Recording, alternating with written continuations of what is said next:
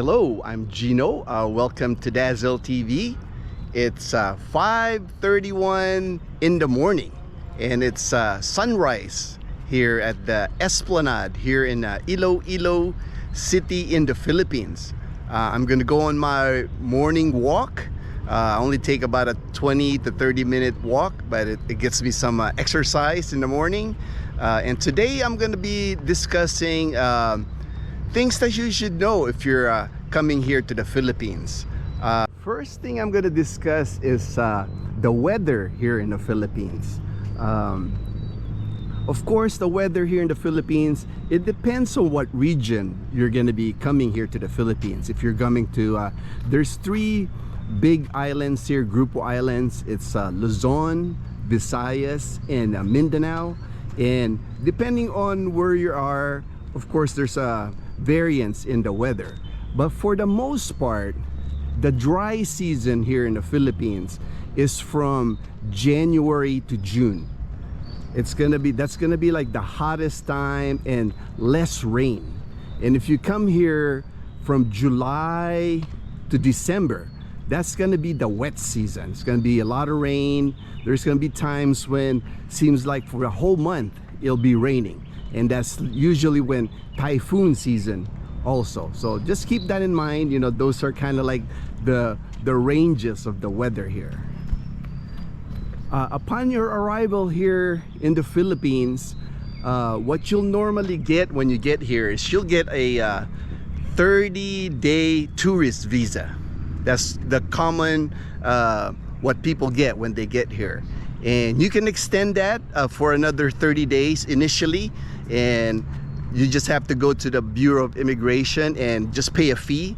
And then if after that, if you want to keep extending, you just keep going to the Bureau of Immigration, and again, it's just basically paying a fee. You can actually stay here in the Philippines up to 3 years on a tourist visa, and many people do that. They'll do the 3 years and they'll exit. They'll go to Thailand or something, then come back, and then they start their 3-year process again. And chances are, if you come here to the Philippines, you're probably gonna land at the airport in Manila, airport in Cebu, or airport in Angeles City. Just with Manila and Cebu, it's gonna be extreme traffic when you get there, you know. So it'll be good if you have a Filipino friend or somebody that you know that can guide you through that process, because it could be overwhelming, especially in Manila when you get to Manila airport. As far as transportation, there's a big difference between the transportation here in the province and the city. In the city, if you land in Manila and Cebu, there's plenty of taxis. You can actually even rent a car if you're brave enough to drive here in the Philippines. And here in the Philippines, your foreign license is good for 90 days. So you don't, once you land, you can rent a car, you can drive. But again, if you're brave enough to do that, if you've done driving in hard condition, in challenging condition, because it is a challenge here, driving in the cities here, because it's a free-for-all pretty much. There's not, you know, many rules when you're driving here in the city. In the province, the problem in the province is there's not rental cars in the province. Usually in the province, the people renting cars are individuals, and a lot of times they won't rent you their car without their own driver. So a lot of people here, they'll rent the van and the driver, and it's not inexpensive. It can range you from 4,000 pesos to 5,000 pesos a day, and that's about $80 to $100. So it's not cheap to rent a van or a car with a driver. The best way in the province, especially when you go to places like Boracay or Bohol, the resort towns, the best way to get around that I've found is just to rent a scooter. And you can get a scooter in those areas for about 300 pesos a day, which is about $6. So not bad. Of course, you got to put your own gas, but scooters here, 100 peso gas will last you like a week here. You know, it's like cheap. cheap to rent a scooter. And the only requirement if you're gonna rent a scooter here, you'll have to leave your passport with them or your driver's license. And just a quick tip, for your passport, driver's license, any IDs that's important to you, I would make a copy of that or take a picture of it on your phone. Don't actually carry your passport or driver's license with you. Just leave that in your hotel in a safe, because you don't want to lose that here in the Philippines, you know. And everybody, if you show them like a picture of your passport or even like a paper copy of it, they're fine with that, you know. They won't have a problem with that here. Now if you're traveling here in the Philippines by bus, which a lot of tourists, that's what they do. The buses here, if you're coming, like let's say you're coming from Manila and you want to go to Baguio City, that's about a 5 to 6 hour bus ride. You'll have to get that bus in a bus station here in Manila. You'll have to go to the terminal, the bus terminal.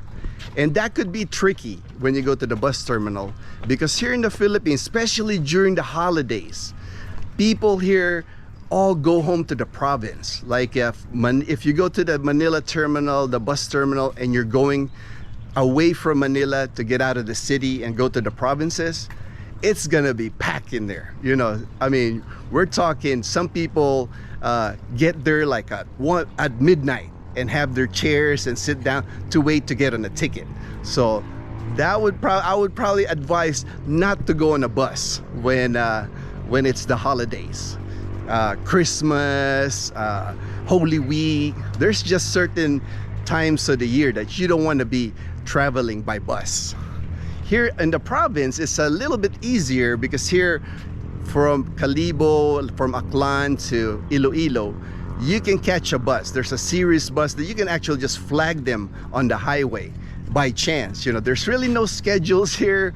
You can go online and they might show bus schedules online for the different buses here, but nobody ever follows it. So don't trust the bus schedules that you see online. It's best to go to the terminal and get a ticket there.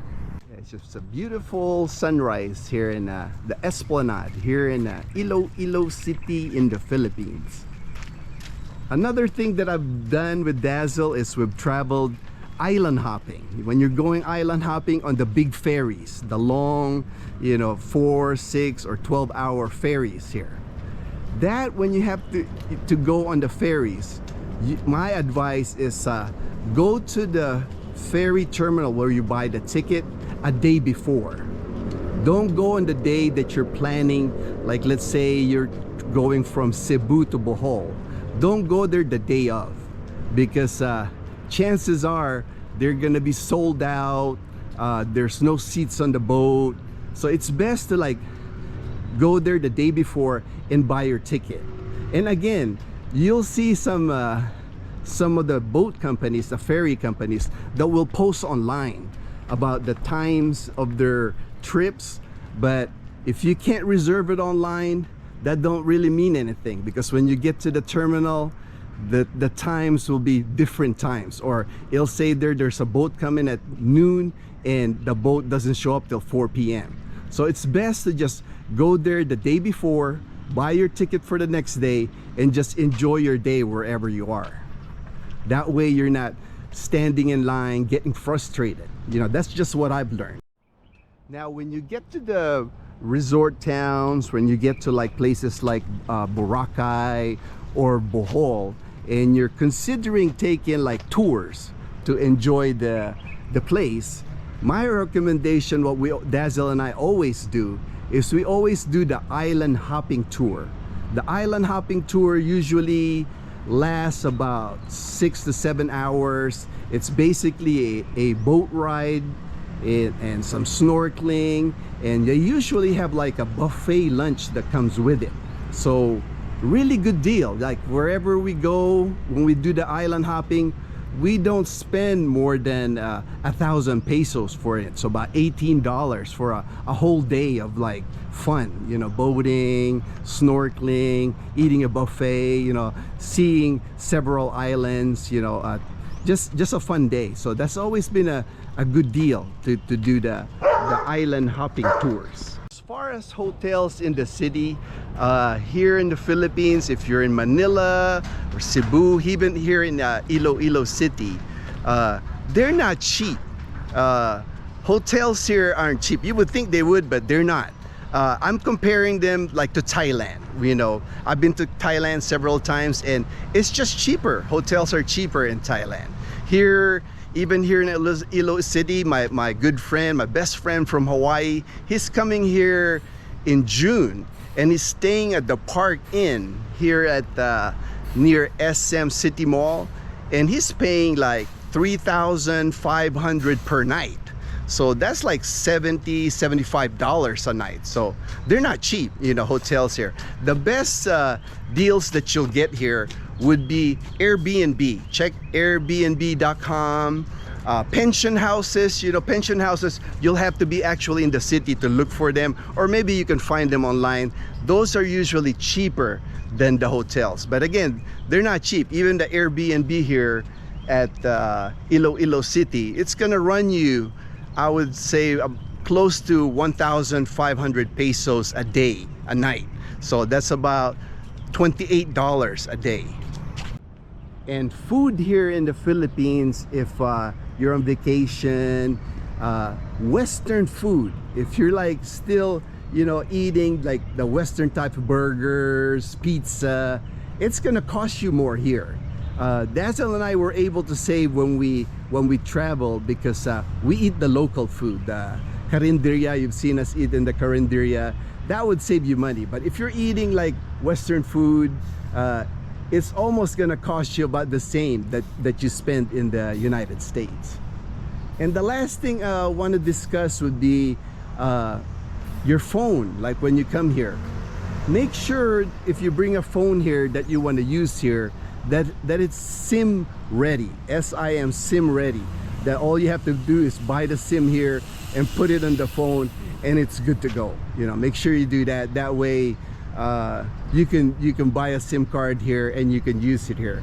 And the government here, they just extended that registration for the SIM card for another 90 days. They'll probably extend it after 90 days because it seems like they're not getting enough registration of the SIM card. So not a problem if you bring your phone here with a SIM card ready phone. I've been walking now for about 20 minutes, so I'm gonna be heading back to the apartment. It's just the River Esplanade. I really like walking here in the morning. Just actually not too warm this morning. You know, normally I've already been sweating like if I walk this much already. So not bad this morning. And I'm just trying to get as much exercise as I can. I don't know how long I'll be able to do this walking, but I'm just gonna keep doing it. I'm on my 6th day now of radiation treatment. I've had 5 radiation treatments. It's 5 times a week is my radiation treatment, so Monday to Friday basically, and then Monday I also get chemo treatment. So far so good. I'm been able to handle it. I mean, there's days when I don't have a lot of energy, but that's just expected. So I'm hanging in there. Dazzle and I are hanging in there. I just want to thank everyone for continuing to support our channel, and also for all the prayers and all the messages that I get daily. It's just been amazing. Gives me a lot of strength, you know, going through this process. Really appreciate everyone and hope everyone have a good day. Thank you for watching. We'll see you in our next video.